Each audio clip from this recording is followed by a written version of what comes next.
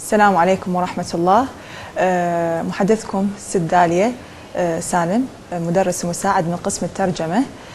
موضوعنا اليوم أو موضوع المحاضرة هو consecutive translation أو ما يعرف بالترجمة التعاقبية إلى طلاب المرحلة الثالثة من قسم الترجمة.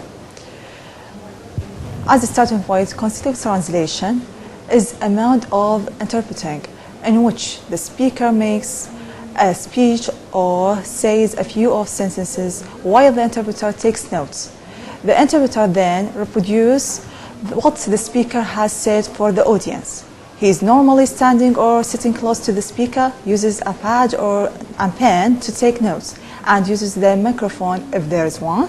Only once the speaker has finished it is his turn to speak. So, what are the skills that the translator must have in order to translate consecutive translation? Okay? In order to be a good consecutive translator, you must be able to listen very actively, analyze what the speaker is saying, make useful notes which will jog your memory of speech as you give it back, and then be able to make the speech as if it were your own in your active language. So there are many skills that the translator must have in order to manage such a type of oral translation. Firstly, or the first skill that, or let us say the most prominent and most important skill that the translator must have is listening actively, okay? A consecutive translator must firstly has to learn how to listen actively, since translators listen in a very different way to other people, because the purpose of listening is different. Translators are not listening to react or to join the conversation.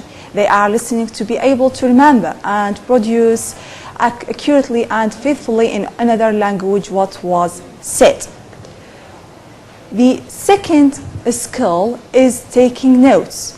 Note-taking necessitates or requires the ability to prioritize information and distinguish between primary and secondary information, to be able to clearly note down what's said, what, when something happened, the speaker's opinion, and so on, which means that the translator must be selective, okay, not to write every single word. He or she must select only the, let us say, related units of meaning, the important units of meaning. The third skill is reproducing. Reproducing refers to the ability to access short-term memory, understand your notes, communicate in an engaging way, to name but a few. Stress management and voice care are an important part of this also. Now we conclude this lecture about consecutive translation. Thank you so much.